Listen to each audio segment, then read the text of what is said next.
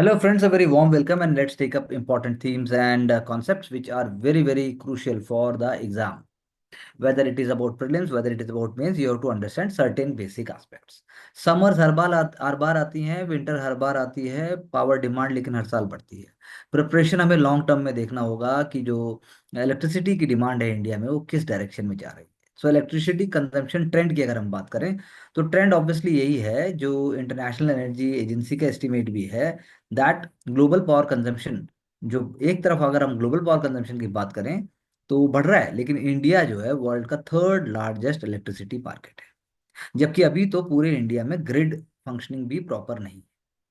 So our goal must be to understand कि central electricity authority और जो बाकी बॉडीज हैं how they are handling it. तो पीक पावर डिमांड इंडिया की 277 गीगावाट तक जाएगी। एंड ऑब्वियसली आपको प्रीलिम्स के हिसाब से सोचना पड़ेगा कि सबसे जो ये डिमांड है ये कैसे, मतलब कि कैसे हो रहा है। तो अगर आप जनरली सोचते हैं तो टेम्परेचर है, समर है, and then you have manufacturing, उसके बाद कमर्शियल एरिया, रियल इस्टेट, और उसके बाद जो है आपका वर्क प्लेसेस में पावर गजलिंग हो रही है, हायर पेनेट्रेशन हो रहे हैं हाई राइज बिल्डिंग्स के, न्यू एज जैसे डेटा सेंटर आ रहे हैं, इलेक्ट्रिक व्हीकल्स आ रहे हैं, ग्रीन एनर्जी की बात हो रही है। तो ये सारी चीज़ें हमारी इलेक्ट्रिसिटी कंजम्पशन को बढ़ा रही है। इस समर की भी बात वही है। Imported coal based power plants हमारे हैं, वो हमें देखना पड़ेगा कि उनको जो पीक कैपेसिटी है उस पर कैसे चलेंगे। और इलेक्ट्रिसिटी प्राइसेस भी बहुत इंपॉर्टेंट है। यहाँ पर जो एक चीज़ डिस्कस नहीं की गई है, जो सेंट्रल इलेक्ट्रिसिटी अथॉरिटी का भी रोल है और स्टेट्स का भी रोल है, कि इलेक्ट्रिसिटी की जो प्राइसिंग है और जो स्टेट्स के अंदर फ्रीबी के तौर पे जो डिस्कॉम्स का जो रोल है वो जरूर देखना पड़ेगा।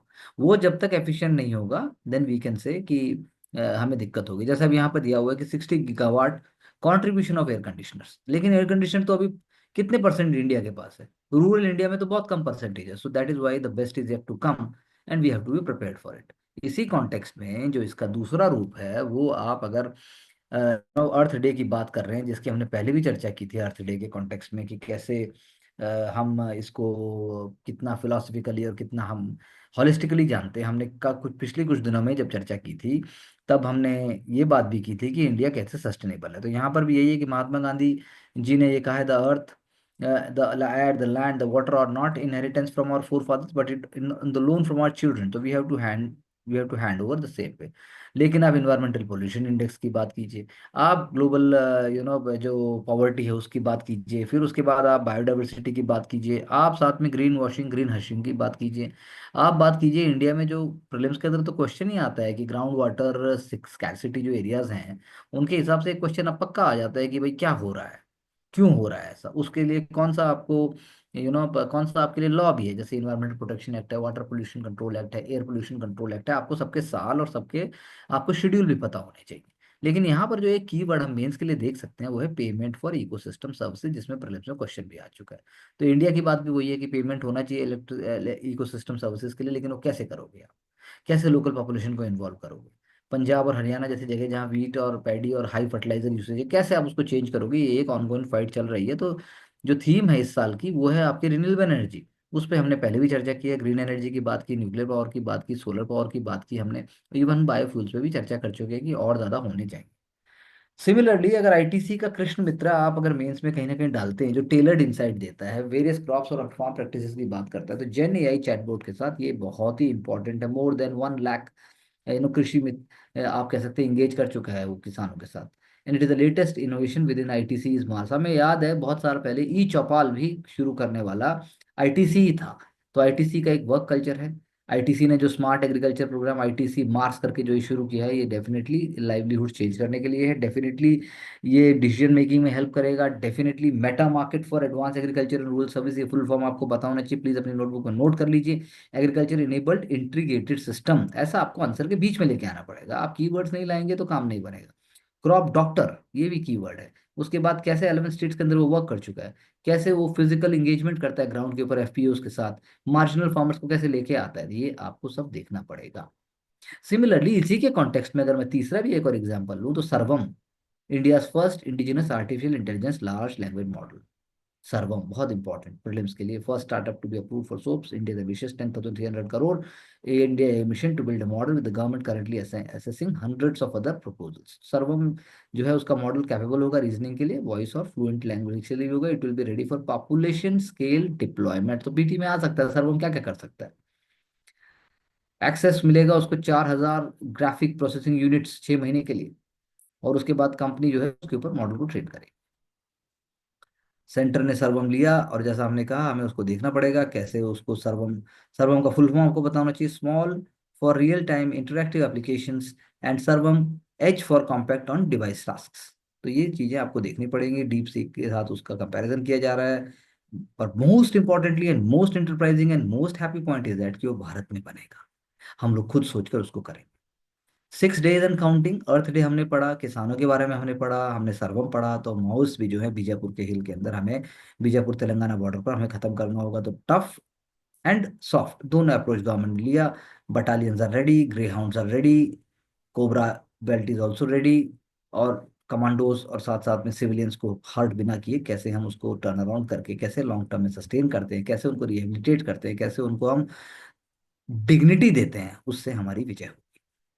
सो red carpet, red square when another US vice president came to India, तो एक एग्जांपल है vice president Radhakrishnan, vice vice president Richard Nixon, president Rajendra Prasad, उसके बाद Nixon wife Pat and prime minister Jawaharlal Nehru at Rashtrapati Bhavan इन 1953। तो ये एग्जांपल हैं, जोड़ रहे हैं कि कैसे अब वैन्स आए और हमारे यहाँ अटैक हुआ पहलगाम में। 53 में ऐसे ही जब proper Republican candidate Dwight T Eisenhower became president and his running mate Nixon became the VP. तो VP is the senators presiding officer and under that only हुड सेरेमोनियल पोजीशन। तो आपको एक क्विक में ये बात बतानी पड़ेगी, क्या है भाई VP? VP is the most important person after the president in the US, but he is the Senate's presiding officer. तो ये आपको कुछ फैक्ट्स हमेशा याद होने चाहिए, वैल्यू पता होनी चाहिए। तो यहाँ पे एग्जांपल है कैसे उससे एक साल पहले US ambassador to India sent a top secret communication to the president Harry Truman. He wrote recent communist success in South India indicate how rapidly political influence कुछ हेयर कुड डिसइंटीग्रेट। वो बात कर रहे हैं ईएमएस नामुत्रीपाद की सरकार, first communist government जो कि पूरे एशिया में डेमोक्रेटिकली भारत। तो ये एक पूरी स्टोरी है, ये दिया हुआ है, इसका एग्जामिनेशन तो कोई लेना देना है नहीं, लेकिन पोस्ट इंडिपेंडेंट इंडिया की जब हम बात करते हैं तब आप देख सकते हैं कि प्राइम मिनिस्टर नेहरू ने यूएस के दोनों हाउसेस को जब एड्रेस किया था अपने 1949 के विजिट में, तो उन्होंने इंडियन पार्लियामेंट ग्रुप जो बनाने की बात की थी, और ऑब्जेक्टिव था कि कैसे हम कम्युनिकेशन को बढ़ाएं। तो American ambassador considered his visit success, और उन्होंने कहा कि भाई मैंने बात की और मुझे विश्वास है कि हमारा फायदा होगा, हमारे ग्रुप में लोग आएंगे और हम जो है कम्युनिज्म को फैलने से रोक पाएंगे। Household debt increases but remains manageable, savings are down. घर की गृहिणी ही सब घर चलाती है, सच्चाई है ये, और हाउस होल्ड लोन्स आपके बढ़ रहे हैं, और सेविंग्स आपकी कम हो रही हैं। वही बात है, गोल्ड का प्राइस भी बढ़ रहा है, गोल्ड में हमने बहुत पिछले 2-3 डिकेट्स के अंदर हमने बहुत ज़्यादा इन्वेस्ट किया है, और इन्फ्लेशन से ज़्यादा हमें रिटर्न्स गोल्ड ने दिए। तो वही बात है कि मैं, आप जब हाउस होल्ड डेट को मेजर करते हो तो उसका डेफिनेशन वही है कि अन इनकॉर्पोरेटेड एंटरप्राइजेज भी उसमें आ जाएंगी।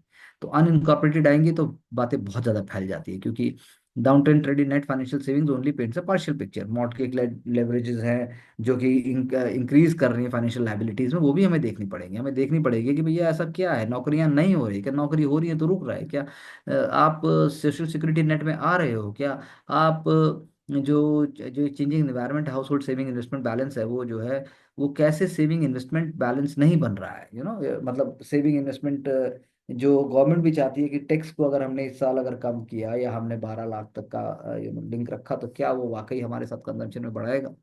तो इसीलिए हाउस होल्ड डेट एक ब्रॉड कॉन्सेप्ट है, वो काफी सारी चीजों से जुड़ा हुआ, वो हमें देखना होगा। इमर्जिंग मार्केट डेट, वही बात है, India is an emerging market, उसका डेट है, लेकिन इंडिया फिर भी सेल्फ कंजम्पशन बेस्ड मार्केट है, और यूएस के अंदर और चाइना के अंदर भी ग्रोथ की फोरकास्ट में स्लैशिंग हुई है, तो ऑब्वियसली इंडिया की भी स्लैशिंग होगी। शॉक है 2008-9 के ग्लोबल फाइनेंशियल क्राइसिस की तरह, ये भी शॉक है। 1998 में एशियन क्राइसिस आया था। तो पॉइंट वही है कि अगर इसी तरह का अभी टैरिफ चलता रहा और इसका कोई सोल्यूशन जो कि एकदम से नहीं होने वाला, then we have to be prepared and we are ready for that. अब जो बैंक.इन है एक्सक्लूसिव इंटरनेट डोमेन है, और उससे डिजिटल फ्रॉड कम होगा, ये बात बिल्कुल सच है। ये एथिक्स के लिए बहुत अच्छा एग्जाम्पल है, एससी के लिए भी बहुत अच्छा एग्जाम्पल है। इसका मतलब है कि माइग्रेशन जब न्यू डोमेन में हो जाएगा, सारे कंट्री के जो बैंक्स है वो बैंक.इन में आ जाएंगे। करंटली उन्हें .com है या कोई इन है, लोगों को कंफ्यूजन होता है, माइग्रेशन हो जाएगा, कस्टमर इंश्योर हो जाएगा कि बैंक की वेबसाइट है कि किसी और की वेबसाइट है। This is to be appreciated by the policy maker, this is to be appreciated by the RBI, this is to be appreciated for the bureaucrats. आप भी सोचिए कि ऐसे तीन और कौन से एरिया है जहां पर इतने सिंपल चेंज से आप बहुत बड़े फ्रॉड्स को बचा सकते हैं। यही आईएएस आईपीएस बनने की निशानी है। Indirect Indian exports to Pakistan $10 billion. जब हम इनडायरेक्ट कहते हैं कि भाई गुड्स जो है वो दुबई जाएंगे, सिंगापुर जाएंगे, कोलंबो जाएंगे, वहां से पोर्ट जो है इंडिपेंडेंट फर्म जो है हमारा सामान लेंगे और ऐसे वेयर हाउसेज से जो है विदाउट ड्यूटी पे करके आप कह सकते हैं कि सामान जाएगा। तो वेयर हाउसेज में जो है लेबल डॉक्यूमेंट वो मॉडिफाई कर दी जाएंगे, इंडिया की जगह उसको दिखा देंगे कि वो चाइना का है या वो सिंगापुर का कहीं का भी है। तो इस मेथड से जो है ट्रेड रिस्ट्रिक्शंस भी वो चले जाते हैं और सामान भी बिक जाता है। तो यही बात है कि वही बात है, हवा रुकती नहीं है, फिजा बदलती नहीं है, बॉर्डर हमने बना दिए, लेकिन हम क्या करें, लड़ाई तो हमें करनी पड़ेगी। तो मोस्ट फेवर्ड नेशन स्टेटस हमने पाकिस्तान को पहले दिया था, लेकिन direct trade between the two countries came down drastically जब इंडिया ने 2019 के बाद विड्रॉन कर लिया था। और आप कह लीजिए 200% duties are imported on the goods after Pulwama attack of 2019। तो इंडिया ने 370 आर्टिकल के बाद भी सारे ट्रेड का सस्पेंशन कर दिया था। तो आप खुद सोचिए कि ये सोल्यूशन नहीं है, सोल्यूशन तो इंफ्रास्ट्रक्चर को उसको तोड़ना है, टेररिज्म इंफ्रास्ट्रक्चर तोड़ना, पाकिस्तान को अपना स्वीकार करना, उसका हम्बल होना ही रास्ता है। बहुत इंपॉर्टेंट दैट 32,000 हॉस्पिटल्स प्रधानमंत्री जन आरोग्य योजना का पार्ट है। मोर देन 1.29 करोड़, 1.29 लाख करोड़, सोचिए आप, 1.29 lakh crore free hospital care. तो लेकिन वही हमने जो बात की थी 2-4 दिन पहले, आप उस मॉडल को याद कीजिए। हम ये वाला मॉडल बनाएंगे कि हम welfare based high quality medical aid model बनाएं। वो बनाना हमें जरूरी है, हमें यूरोपियन मॉडल बनाना चाहिए, ना कि यूएस मॉडल। वो हमारे लिए लॉन्ग टर्म में फायदेमंद होगा। लेकिन मोर देन 90 बिलियन पीपल इस स्कीम से बेनिफिट हुए, लेकिन फिर भी और 5 साल 5 लाख का कवर जो हमने सीनियर सिटीजन को दिया है रिस्पेक्टिव एनीथिंग, ये भी बहुत बड़ी बात है। More than 400 million Ayushman cards have been issued to the beneficiaries. More than 2,000 procedures have been available for the beneficiaries which are getting cashless treatment.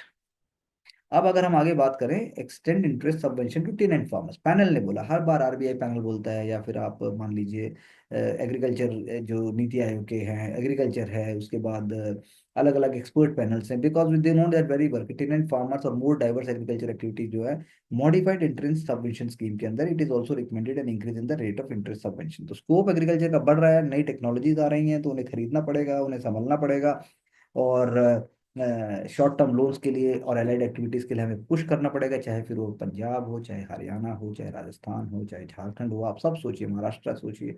और आप ये सोचिए कि जो जॉइंट लाइबिलिटी ग्रुप्स हैं, जो कि पहले एक मॉडल था, आप कह सकते हैं कि लार्ज सेक्शन ऑफ लैंडलेस और टेनेंट फार्मर्स के लिए भी एक मॉडल था एग्री क्रेडिट के लिए, और एक रॉबस्ट अल्टरनेटिव मॉडल बनाइए। लेकिन वो मॉडल जो है जॉइंट लाइबिलिटी ग्रुप्स का जैसा नहीं होना चाहिए। जॉइंट लाइबिलिटी ग्रुप जो 2 डिकेड पहले नाबार्ड ने लॉन्च किया था, जिसके अंदर 4 से लेकर 10 कलेक्टिवली लोग मिलकर गारंटी लोन लेते हैं, उसको थोड़ा स्मार्ट और होना चाहिए। और अब तो फाइनेंशियल इंक्लूजन हो गया है, और फॉर्मल ऑर्गेनाइजेशन स्ट्रक्चर होना चाहिए, मॉनिटरिंग और मिसयूज बचाना चाहिए। तो हमें वो देखना होगा, पॉलिटिकल इंटरवेंशन, प्रोफेशनलिज्म होना चाहिए, और केसीसी के थ्रू करो, नाबार्ड का रोल लो, department of financial services, RBI और इन सब ने मिलकर इस बात को बोला। This is a very very positive step, but a very demanding one also. अब हमने शुरू में इलेक्ट्रिसिटी की बात की, लेकिन यहाँ हमने 11.6 गीगावाट सोलर सेल 2024 में जोड़े।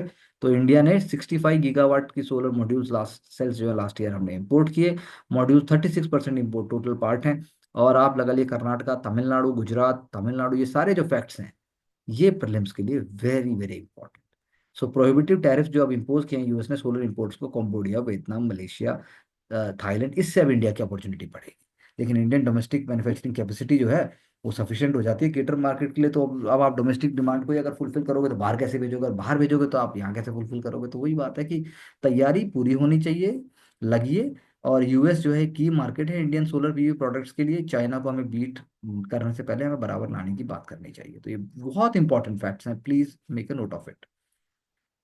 डेफिनेटली ये अटैक जो है desperation of the patterns of terrorism displace the cowardice, so we are definitely going to fight for it. और हमारे कॉम्बिंग ऑपरेशन जारी है, कॉर्डनिंग ऑपरेशन जारी है। India is one, we gonna fight and we gonna win it. That is not a philosophical statement, it is true. Iran के port में explosion हुआ, 40 से ज्यादा लोग मारे गए। Chemicals at port suspect to have fuelled the blast, but then उसके पीछे का किसी का हाथ है। यही बात है कि कंट्री के जो सबसे बड़े क्राइसिस मैनेजमेंट ऑर्गेनाइजेशन है, उन्होंने अपील की कि भाई ये पुअर स्टोरेज ऑफ केमिकल की वजह से हुआ। शाहिद राजी, और उन्होंने ये भी कहा कि पोटेंशियल सेफ्टी रिस्क हैं उसके अंदर। तो प्रीमेचर स्पेकुलेशन नहीं करना है कि क्या ये कोई और टेररिस्ट अटैक है या फिर इसराइल ने किया। But India is always standing with Iran wherever humanitarian issue is there. Farmers burning stubble won't get government aid and MSP for crops, Madhya Pradesh CM साहब ने ऐसा कहा। तो लेकिन हरियाणा पंजाब के लिए अब कैसे किया जाए। और सोचने वाली बात यह है कि फार्मर्स को अगर आप सिर्फ बुक करके फोर्सफुली करोगे, क्या ये वाकई सही रास्ता है या और कोई रास्ता होना चाहिए? आप भी मुझे सोचकर बताइए। सुप्रीम कोर्ट ने राहुल गांधी के summons in the defamation case और रिमार्क्स ऑन सावरकर को स्टे किया, बट देन ये भी बोला कि भाई कांग्रेस लीडर को डेरिवेटरी रिमार्क्स नहीं बोलने चाहिए फ्रीडम फाइटर्स के ऊपर, and it will take suo motu action against the leader of opposition if you make such this wonderful statement, and this is not the way you treat our freedom fighters when you do not know anything about history, geography or India. Somebody of your stature, the leader of a political party, why should you foment trouble like this? It's a wonderful and very dignified statement by Dipankar Gupta sir. Baki, I am looking forward to your viewpoint also, what you want to say. Over a dozen annual reports of SC, ST and OBC panels yet to be made public. तो बात वही है कि क्यों, पहली बात तो report forcefully बनाई जाती है, दूसरा बनाने के बाद भी उनको पब्लिक क्यों नहीं किया जाता, तीसरा अगर पब्लिक नहीं किया जाना है तो बनाई क्यों गई? रेगुलर प्रोसीजर्स जो है making this public require the government to lay them in the parliament with action taken reports, लेकिन उसके पीछे जो है आप ये लगा लीजिए जो ऑफिशियल बातचीत है वो तो कुछ और होगी, लेकिन असली कारण होता है कि उससे जो पॉलिटिकल फॉलो आउट होगा, उससे जो रिपरकशंस होंगे, उससे इलेक्ट्रिकल रिपरकशंस होंगे। यहाँ पर एक पूरा का पूरा सीक्वेंस है कि आप पहले पार्लियामेंट में मतलब पार्लियामेंट में रखी जाएगी और कमीशन जो है ना रिपोर्ट पे वर्क करेगा, वो प्रेसिडेंट को सबमिट करेंगे, प्रिंट में जाएगी। तो यही बात है। तो आप ये कह सकते हैं कि गवर्नमेंट से इसकी हम रिपोर्ट टाइम पे छापेंगे, हम देंगे, लेकिन पॉइंट वही है कि रिसोर्सेज, रिपोर्ट तो बन जाएंगी लेकिन क्या हमारे पास वाकई रिसोर्सेज हैं जो SC ST OBCs और बैकवर्ड क्लासेस के लिए जो रिपोर्ट्स हैं, एनुअल रिपोर्ट्स जो यहाँ पे बात हो रही है, उनको भी जब आप छाप के नहीं दे रहे, तो आप सोचिए कास्ट सेंसस की बात है या बाकी कोई बात है जो हर स्टेट में हम बात करते हैं, उसमें कितना ज्यादा कष्ट होने वाला है। ये तो एक रिटोरिक है, Pakistan will not gate A drop of water. हमें देखना ये होगा कि इंडस वाटर ट्रीटी के तहत हम जो तीनों रिवर्स हैं जो हमारे फेवर में आती हैं, हम उन पे कैसे अब हाइड्रोलॉजिकल प्रोजेक्ट्स रेडी करें, कैसे हम उसकी मिट्टी हटाएं, कैसे हम पानी को बहाव को बढ़ाएं, कैसे हम उसको प्रॉपर यूज करें। पानी एक बूंद नहीं जाने देंगे, ये सब तो पॉलिटिकल स्टेटमेंट्स हैं and they are not making any sense. The point is that कि पाकिस्तान को पानी तो मिलेगा, लेकिन अब हमें अपना भला देखना होगा। हमने ट्रीटी लीगली पाकिस्तान इंपोज नहीं कर सकता, पाकिस्तान हमें किसी इंटरनेशनल फोरम में नहीं लेके जा सकता, पाकिस्तान को घुटने टेक कर बात करनी पड़ेगी। यही इसकी एक सच्चाई है, और इसमें कुछ वर्ष लगेंगे, लेकिन the point is that India is ready for the next phase. India का एक क्रिएटिव इकोसिस्टम का वेव वेव बना रहा है, ऐसा जैसा किरण मजूमदार मैम का कहना है। डेफिनेटली अब जैसे आप बात करें कि विजुअल इफेक्ट्स एनिमेशन स्टूडियो की एग्जांपल दे रहे हैं, ये ऑस्कर का ड्यून 2 का एग्जांपल है, इंडिया की 7th विक्ट्री है। तो ये ऐसा है कि जो सटल है। The world audio visual entertainment summit 2025 launch pad है नेक्स्ट जनरेशन के क्रिएटर्स के लिए और एंटरप्रेन्योर्स के लिए। और museum of art and photography science gallery Bengaluru को जो सपोर्ट करती है किरण मैम, तो उनका यही कहना है कि हमारी जो स्टोरी टेलिंग है, हमारी जो यूनिक पोजीशन है, हमारे जो कल्चर है, हमारे जो आइडियाज हैं, तो क्रिएटिव स्टार्टअप्स हमें आगे बढ़ाएंगे। तो इंडियन गवर्नमेंट इज कमिटेड कि पोटेंशियल को नर्चर करेगी, डिजाइन फोस्टर डायनेमिक आगे आगे बढ़ाएंगे, और यही सब चीजें हमें इंडिया को आगे लेके जाएंगी। We will become a global creative leader. आप बताइए कि आप कैसे सोचते हैं कि इंडिया क्या वाकई बन सकता है कि नहीं बन सकता? Diseases like glaucoma and diabetic retinopathy do not show any signs at the early age and can lead to complete vision loss। तो यहाँ पे AI टूल जो एम्स ने अभी बनाया है, AI tool help for fever ophthalmologist in जो है हमारे अंदर के एरियाज में नहीं है, तो AI हेल्प करेगा, कम्युनिटी हेल्थ के लिए हेल्प करेगा। और रोटरी क्लब हो गए, बाकी चीजें हो गई, उनमें जो पक्का हेल्प करेगा। क्योंकि ये देखिए यहाँ पे जैसे very very importantly for the prelims examination मैं कहूँगा, मेंस में तो बनाने को कभी नहीं आएगा, लेकिन आपको एग्जैक्टली पता होना चाहिए। देखिए आप अब हेल्दी आई को देखिए, आप हेल्दी आई के अंदर जो है नहीं है रेटिनोपैथी जब होती है, तो आप देखिए कि हेमोरोजेस हो गए, सॉफ्ट एक्सुडेंट्स हो गए, और उसके बाद एबनॉर्मल वेसल्स भी हो गए, ये रेटिनोपैथी है। तो ब्लड कंट्रोल होना चाहिए, डाइट और एक्सरसाइज के द्वारा मेडिकेशन होनी चाहिए, प्रोग्रेशन ऑफ डायबिटिक रेटिनोपैथी को रोकना है। High blood pressure and high control can also deuce the risk. तो people with diabetes should have regular eye exam to monitor and treat the diabetic retinopathy. Treatment depend on the stage of disease, medication can help reduce the swelling, slow vision loss and improve your vision. Injections भी होते हैं, laser surgery भी होती है। Symptoms हैं कि there are no easily identify symptoms in the early stages. Symptoms can include blurry vision, floaters और spots और डार्क और empty areas in vision and difficulty seeing at night. तो ये जो कुछ चीजें हैं ये हमें सोचनी होंगी कि क्या वाकई नुकसान ऐसे कैसे होगा। तो ये सॉफ्टवेयर डेवलप किया, 10,000 पेशेंट से ज्यादा उस पर वर्क किया, और आप सोचिए ये पूरे पब्लिक हेल्थ के लिए उसको किया गया है, और बहुत इंपॉर्टेंट है इसको समझना। Home grown HPV test very very important. Again ये दूसरा एग्जांपल है कैसे human papilloma virus specially for the teenage girls, और ये कैंसर ट्रैकर है, और ये सस्ता भी करेगा, और उसके बाद ये सिग्निफिकेंट है because result can be obtain within the hour, and उसके बाद test kit can be handled in remote areas. बहुत इंपॉर्टेंट है। Truenat machine small portable cartridge based molecular testing device, जबकि आरटीपीसीआर की तरह test है, एक full fledge laboratory train people इसको कर सकते हैं। मोस्ट इंपॉर्टेंटली एक्सेसिबल है, मोस्ट इंपॉर्टेंटली ये सब जगह हो सकता है, मोस्ट इंपॉर्टेंटली इजीली समझा जा सकता है, तो इसलिए फ्यूचर बहुत इंपॉर्टेंट है। भारत में 1.27 लाख सर्वाइकल कैंसर केसेस आते हैं, अराउंड 80,000 डेथ्स आर देयर। आपको याद होगा वो एक फेमस मॉडल भी थी जिसने अपने आप को फेक किया था कि मेरे को ह्यूमन पैपिलोमा वायरस हमें सर्वाइकल कैंसर हो गया, लेकिन बाद में वो एक एड की तरह निकला था, लोगों ने बहुत उसमें हल्ला भी मचाया था। तो बात यही है, डिवाइस जो है वो वायरस को टेस्ट करेगा, यूरिन सैंपल्स को, और सैंपल सबसे इंपॉर्टेंट बात है कि नॉन इन्वेजिव तरीके से होंगे। मिसोगाइनिक mobs invitation young men to stand up for gender justice at a time when toxic masculinity is grinding online, ये बिल्कुल शैलजा सेन मैम ने बहुत सही बोला, बहुत टाइम से ये लिखती आई हैं। The only way boys can learn the politics of patriarchy is if schools and colleges include it in curricular. तो समझाना पड़ेगा, बॉडी अपीयरेंस शेमिंग है, रेस शेमिंग है, सब कुछ है। और एडोलेसेंस की बात आई जो अभी नेटफ्लिक्स में मूवी आई, तो पेरेंट्स जो है वो ब्लेम कर रहे हैं, बच्चों के साथ और टाइम बिताएंगे, बच्चों को जो है ऑनलाइन और ये सब रोकना पड़ेगा, लेकिन पॉइंट ये क्या वाकई आप ऐसे रोक पाएंगे? वुमेन को जो है उन्होंने सदियों से वही बोझ उठाया है, वही भूली हैं। लेकिन मिसोगाइनी जो है हमारी डिग्निटी के लिए बहुत खतरनाक है। और बॉयज जो है वो एक ऐसे कल्चरल क्लिश में फंस गए हैं, नैरो मस्कुलिनिटी में फंस जाते हैं, और उनको आइडिया ही नहीं है कि उनके लिए क्या सही है क्या गलत। तो आप सोचिए कि क्या दो तीन आइडिया हो सकते हैं बीइंग अ बॉय और being a girl, which would you like to be implemented out of box? Please do make a note of these questions. Flora and fauna सदियों से अर्थ पे रहा है, सर्वाइव रहा है, इरेजिस्टिबल है, everything in nature is worth being curious about, once you are hooked there is no turning back. उन्होंने example दिया, तो रंजीत लाल सर ने लिखा होगा, I am sure. Ranjit Lal sir जो है बहुत लंबे टाइम से इकोसिस्टम और इन्वायरमेंट के बारे में बताते आए हैं। वो छोटे छोटे एग्जांपल दे रहे हैं, चाहे वो पीजन ग्रुपिंग्स की बात हो, और उसके बाद जो है चाहे फिर वो गिलहरी की बात हो, चाहे फिर वो अ, अ, एक तितली की बात हो। That's how we have take it. This is just a kind of a slice of life is a writing by Suvir Saran. He is just talking about his own life. He is talking about गाना बना देते हैं, कुछ भी बोल देते हैं, तो that's how it's okay. You can read it sometime. Ruskin Bond, 91. Sir is becoming 91 on May 19 on his new book, What Keeps Him Writing, Landau transformed into an extra destination, why there are more young leaders than before. That is a wonderful thing. So वही बात है कि अब लंडौर जो है वो quite outpost था उत्तराखंड में, लेकिन अब जो है ऑल सीजन पास बन चुका है, और लोग आते हैं, ओवरनाइटर्स आते हैं, डे ट्रिपर्स आते हैं, और पूरा भर जाता है। मैंगो ऑर्चर्ड्स पहले जैसे नहीं रहे।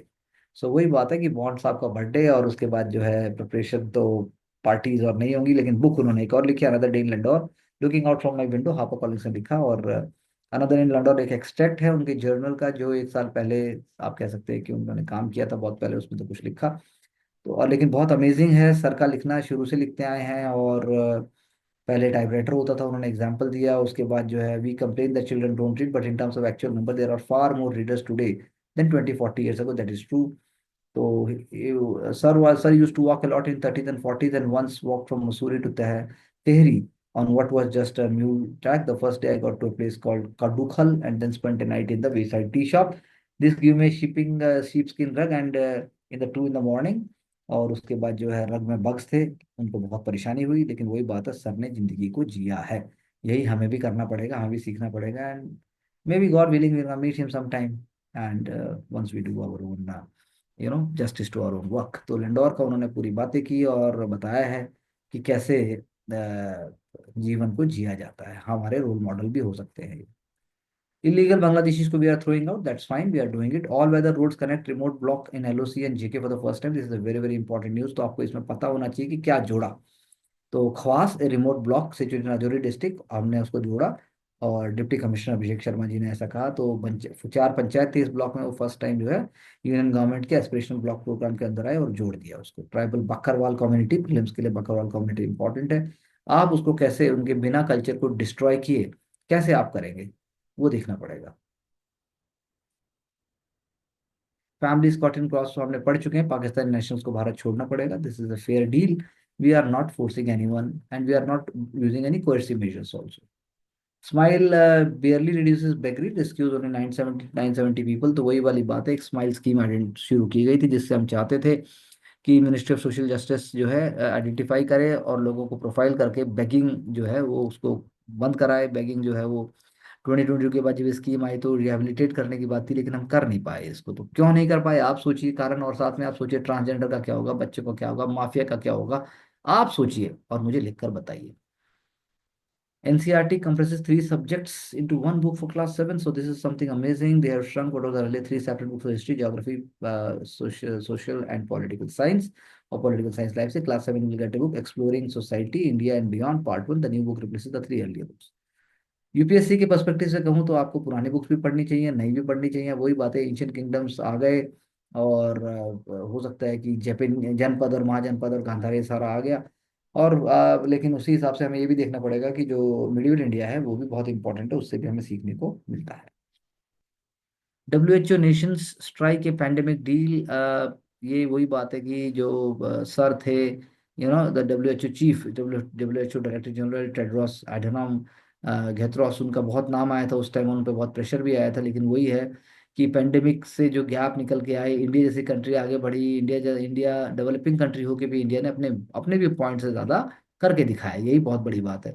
ग्लोबल कोऑपरेशन के हम सेंटर पीस थे, हमने पूरे वर्ल्ड को भेजा, चाहे फिर वो डेवलपिंग कंट्रीज हो, इवन डेवलप कंट्रीज को भी हमने टक्कर दी और हम कहीं पीछे नहीं रहे। तो हमारे जो वैल्यूज हैं, मोदी जी जो सर ने जो वैल्यूज बोले हैं, वही सारे स्टोरीज जो है आपको इसमें बतानी होंगी, और इसमें कुछ खास ऐसा नहीं है। यूपीआई इस फ्रीक्वेंट डाउन टाइम, हमने जैसे पहले भी पढ़ा, तो इंटरपोर्टेबल सिस्टम है, थोड़ा बहुत हो सकता है, ग्लिचेस आ सकते हैं, बट आउटेजेस आए, लेकिन our team NPCL teams and groups are working on it. तो ऐसा हो सकता है क्योंकि सिस्टम धीरे धीरे बहुत बड़ा हो गया है और ट्रांजेक्शन्स बढ़ रही हैं, तो that was a glitch, but then आप कह सकते हैं कि बैंकिंग सिस्टम को भी थोड़ा सा पेशेंस रखना पड़ेगा, तभी काम हो पाएगा। What are the reasons for targeting Shimla pact? Pakistan ने जो है वो उसको एबियंस में किया, उसके इम्प्लीकेशंस क्या हैं? तो पॉइंट वही है, पाकिस्तान ने एग्रीमेंट को पहले भी बहुत बार वायलेट किया है, हर बार सीज फायर को वायलेट किया है, तो अभी वो पीछे हट गया, तो इंडिया के पास अब कोई वो नहीं रहा, बहाना नहीं रहा। इंडिया जो है अब चीज को पूरे खुले दिमाग से देख सकता है। 1972 के शिमला एग्रीमेंट से वो बाउंडेड नहीं है, और हमारे पास पूरी अपॉर्चुनिटी है कि भाई हम चीज़ों को रीअलाइनमेंट की तरीके से देख कर एक डिसिसिव निर्णय ले सकें। जरूरी नहीं है कि हम मिलिट्री एक्शन,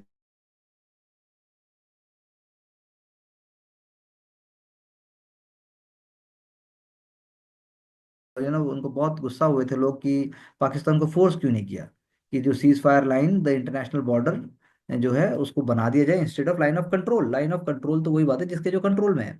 और मिस्टर भुट्टो भी इस बात से पाकिस्तान में उनको भी बहुत सुनना पड़ा था, क्योंकि उन्होंने भी जो है यूनाइटेड नेशन को जाए बिना और ये सब बातें किए बिना हो गया था।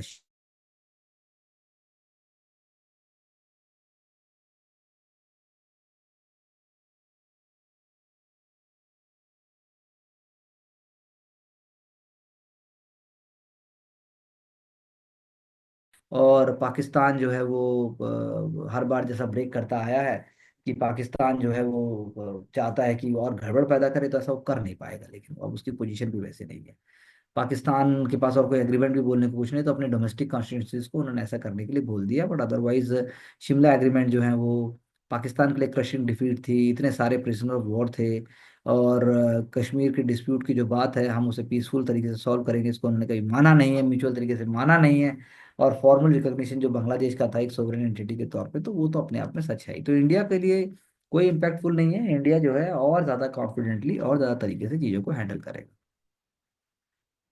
वही बात जो अभी हमने बात की इंडस वाटर ट्रीटी की, तो science of decay recent years में हो ही गए थे, एक बायलेटरल मॉडिफिकेशन की बात है। इंडिया का टाइम बदल चुका है, इंडिया को पानी चाहिए, इंडिया के लिए वो एक स्ट्रैटेजिक नीड है, इंडिया के लिए कोई इकोलॉजिकल नीड है। इंडिया हाइड्रोलॉजिकल पावर को, किशन गंगा प्रोजेक्ट है जिस, और उसके साथ साथ और भी प्रोजेक्ट्स हैं जो कि अभी एबियंस में हैं, तो उनको हम और जल्दी से पुश करेंगे और अपने इंफ्रास्ट्रक्चर को हम राइज करेंगे। तो वाटर हम वेपन की तरह यूज नहीं कर रहे हैं, वाटर हमारे लिए जो है वो, पाकिस्तान को हमने कभी ये नहीं चाहा, लेकिन वो सुधरेगा नहीं, तो सिखाना तो पड़ेगा। तो लॉन्ग और बिटर निगोशिएशंस हुए थे, वर्ल्ड बैंक ने मीडिएट किया, एक परमानेंट कमीशन की बात की, और साथ में अगर कुछ भी नहीं होता है तब आप जो है न्यूट्रल एक्सपर्ट के पास जाते हैं।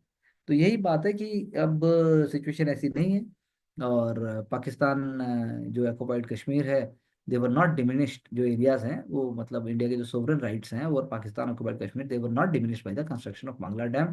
ऐसा इंडिया का स्टैंड है। तो डैम जो है वो